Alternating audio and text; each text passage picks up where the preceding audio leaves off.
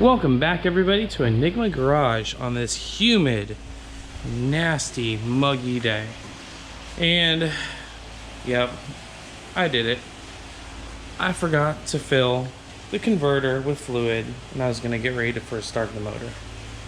But with the harness and the way I have everything, it was less than an hour to pull and prep everything. Got a shout out to FabBot. I love this lift plate. Lets you get whatever angle you need. And no, I'm not sponsored, but yeah, no fluid whatsoever. That'd have been bad. That'd have been really bad. And I forgot to put the trans dipstick on, which I couldn't fit it between the motor and the trans in the car, so I gotta make sure to put that on before it goes back in, so I can actually fill it and check it with one of those stupid aftermarket ones that has only like an 1/8" fill port. So that's the plan today. Get this back in, get some wiring done, maybe even finish up the crossover so we can get ready to start the motor. Trying to refrain from touching this car. This harness is the one that's out of this one right here. Added a few things to the board, but yep, not touching it. We're gonna focus on this one over here. So we're gonna get the converter filled up with fluid, put the trans back on, put the dipstick in, or dipstick on and in, and put it back into the car, retorque down the intake manifold. We're getting ready for some plugs and a couple other things.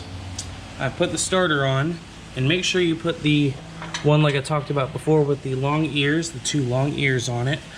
Get that torque down in there with the correct ones that actually center the starter. I've got my AN line adapters here to 6AN. Here is the part number. I'll put that in the Amazon shopping cart so you know which ones to get. These are for the straight pipe, not NPT, but actual straight threads version of the transmission. If you have NPT style, this part number will not work. Around the other side, all right, to do timing, you need to pull off these rockers so you don't send the piston or the valve down. That could interfere with this when you're doing your top dead center. Need to do that. Doing it before the plugs are in so it's easier to turn over. And I have made my own little bracket out of aluminum. Here's the bends, if you would like to see that. I've actually staked keys off of that piece to help get it in the same direction, orientation, if I have to take it off. And I did have to clearance the corners a little bit to fit around the valve cover, but that's not going anywhere. And now I can make some marks on this crank for top dead center. And if I know the actual measurement for the diameter, I can probably mark a few timing degrees. I'll probably get the Dremel and etch it in there and then put a little bit of enamel into the crack so it'll be easier to see. Do that with a lot of gun parts, stuff like that. So staked, made a bracket. Here's the angles. So I can do my timing and use the top dead center tool right here. So we're going to find top dead center. There's plenty of videos on that. I'm not going to go over it. Mark top dead center. Get the rockers back on. Put plugs in and get it ready to put back in the car. If that fan's going, humidity is over 60% in here still. But on the good news, TDC tool. I staked around the bolt. So hopefully this will get aligned perfectly every time. And there's my mark. So it stopped here and here, measured the distance between them, cut it in half, and I took my Dremel and made a slight little, tiny little impression that I'm gonna put some white paint in. So there's my top dead center on this one. Now I can put all the plugs in it because it's gonna suck putting them in the car. Plugs, get these back on up here, and yeah, start getting ready to start her. I play around way too much instead of working on the car. I just had to put everything on. Everything's torqued down. Just had to do it. Just had to do it. I don't know why. And I did put it near top dead center. But I gotta pull these off to put the manifolds on anyways. But then it kind of hit me because I have the oil down here, the oil feed, that's on. But I got everything on the side. Got the fittings already on the side of the transmission. Starter's on. Yeah, manifolds, crossover, intake, wiring, fluids and she starts. I think it's setting in. It's getting time. We're getting close. Let's get this back in the car. There's so much water and condensation. No, there's no rain in here, no nothing. It's just everything is soaking wet. But we now have manifolds on, all coils, plugs, everything. You can see my timing pointer down there with my mark. Pulley's gonna block it a little bit. That'll be fun trying to time it just to make sure it mega squirt. But clearance wise, everything is working out just like I planned. Plenty of room everywhere, and even to come around that wiring.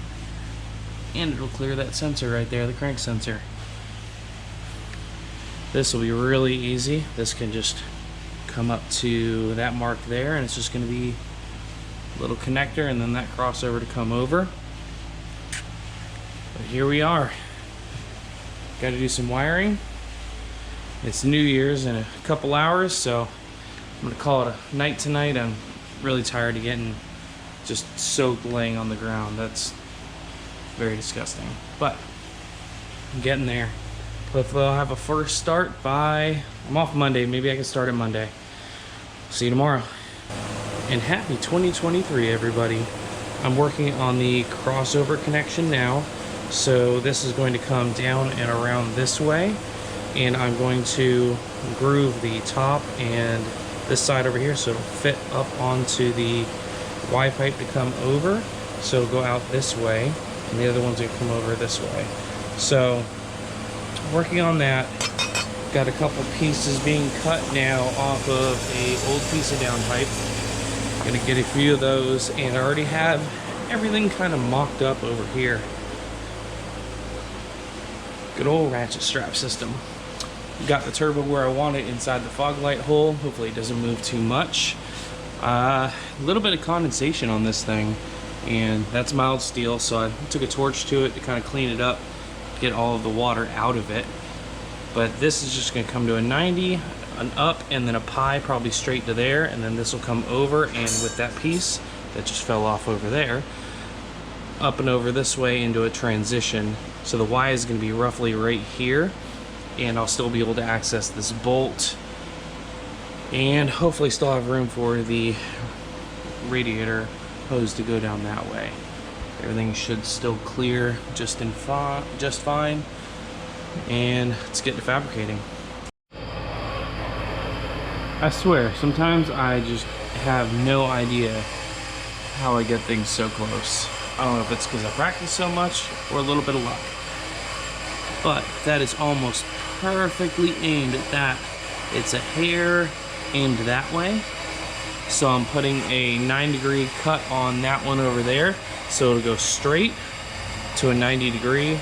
Or straight 90 degree. I don't know yet. I'm gonna play around with it and see where that's gonna go. But that side is almost done.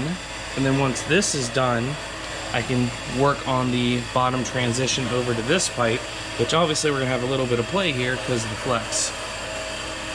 One step closer to almost starting this thing. Passenger side is looking good.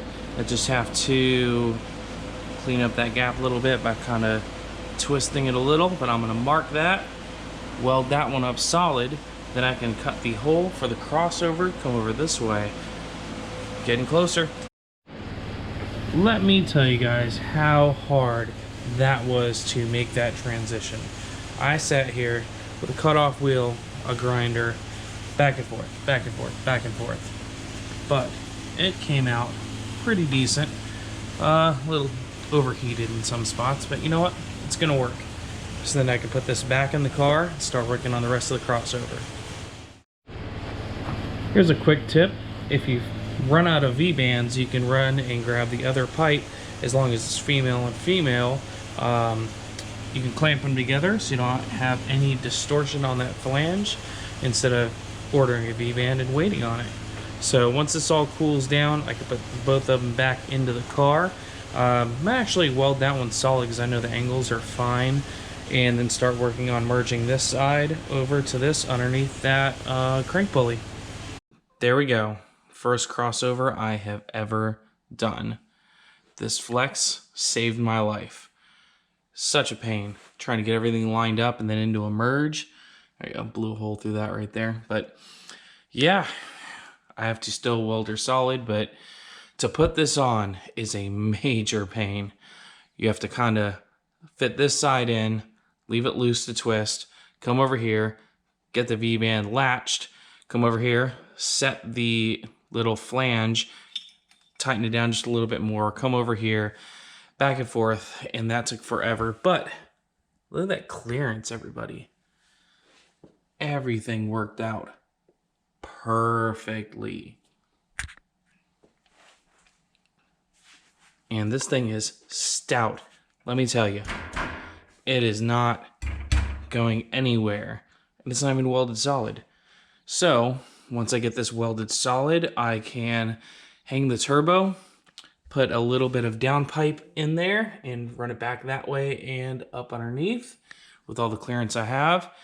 Get the O2 on it, get some wiring done, start this bad boy up. Ooh, I can't wait.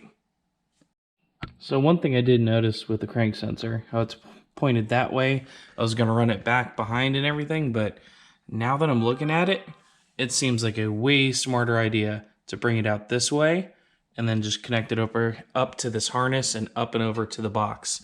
Hopefully it's long enough for that, but I think it's going to be way better that way. So I'm going to bring it out this way. This is going to be wrapped anyways, so I'm not worried about it falling on it, burning, or even if it isn't, just get it zip tied up everywhere. And I mean, nothing should touch, and it should have plenty of airflow with this LRB under tray guiding all the air through the front end over this way. But let me tell you, whew, that was a fight. Just something I kind of noticed. If you have any other ideas or anything to give me, please shout it out in the comments. All right, we're going to call this one a video. Everything worked out absolutely fantastic. Did a little mock-up just to make sure that everything is clearing. So everything should be perfectly fine. Could have brought that out just a hair more to clear the coolant. But other than that, I'm super happy with how this came out. Turbo's just a hair low with it where it needs to be. It's not going to kill me. Plenty of room for the radiator. And then got to work on the downpipe next. Oh, that's a cool sight right there. Oh, that downpipe is going to be tight. Really, really tight. Especially with the wheel clearance. Alrighty, we'll catch you guys next time.